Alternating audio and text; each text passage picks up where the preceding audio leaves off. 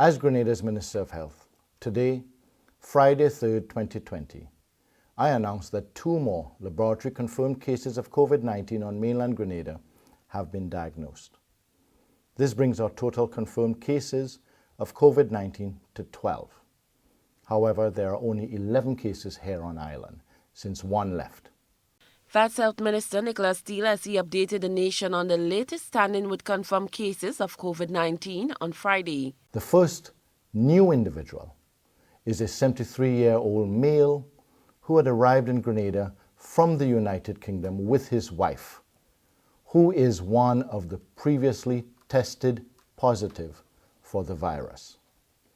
The couple had sat within the 6-foot radius of our first case on that March 16th UK flight. The husband became symptomatic on the 31st of March and was tested on April 1st. He has been quarantined since his wife was tested and is being monitored closely.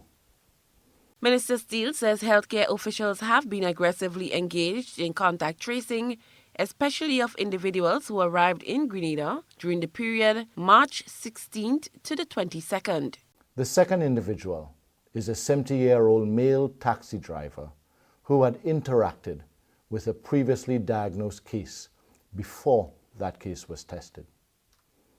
He was found on March 27th through contact tracing by health officials and placed under quarantine. He started exhibiting symptoms consistent with those of COVID-19 and was subsequently tested on April 1st. Minister Steele said both cases announced on Friday are stable and exhibiting mild to moderate symptoms. Meanwhile, the minister says that 2 previously announced cases are now in ICU, having developed complications from pneumonia. He said they are in a stable condition. In terms of testing, 45 people in total have been tested, 12 people have tested positive to date, and there are 4 results pending. Minister Steele says health officials continue to rigorously enforce and enhance quarantine and isolation measures, and that several entire households are presently under quarantine. He added that the Royal Grenada Police Force has increased its surveillance mechanisms to rigidly ensure that people are observing the rules. Anyone who fails to comply is subject to a $10,000 fine and 6 months imprisonment. This includes anyone who visits someone who is under quarantine.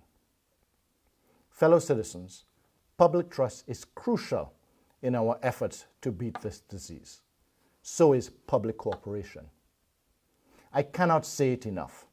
The curfew is in place for a reason, to help us curb the spread of this deadly disease and save lives.